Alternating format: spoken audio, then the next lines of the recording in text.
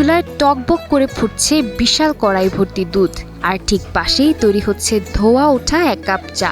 এই 1 কাপ চায়ের সাথেই 40 বছরেরও বেশি সময় ধরে ঝিনাইদহের একটি ছোট্ট বাজারে ভিড় জমাচ্ছেন চা প্রেমীরা।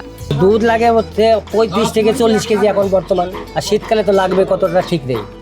সুস্বাদু চা, দামটাও খুব কম, 5 টাকা 10 টাকা, স্পেশাল 20 টাকা। ঝিনাইদহের কোটচাঁদপুর উপজেলার লক্ষ্মীপুর বাজারের চা বিক্রেতা হাশেম আলীর দিন শুরু হয় দুধ চাল দিয়ে।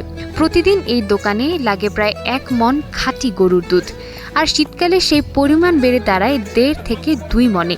দীর্ঘ সময় ধরে দুধ, চা পাতা আর চিনির জাল দিয়েই তৈরি হয় তার বিখ্যাত ঘন দুধ চা।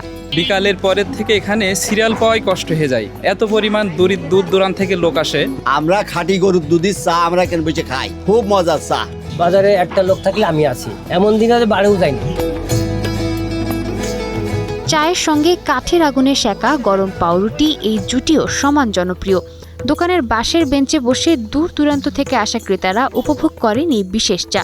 অনেকের দাবি, ভিন্ন স্বাদ আর খাঁটি দুধের কারণেই বারবার ছুটে আসেন তারা।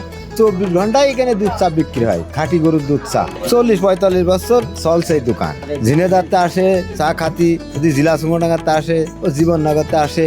রেট কম, স্বাদ ভালো, এই কারণে জন্য মানুষ আসে। 4 দশকেরও বেশি সময় ধরে এই 1 কাপ চায়ের ওপর ভর করেই সংসার গড়েছেন হাশেম আলী। চা বিক্রি করে ছেলেদের পাঠিয়েছেন প্রবাসে, মেয়ের বিয়েও দিয়েছেন।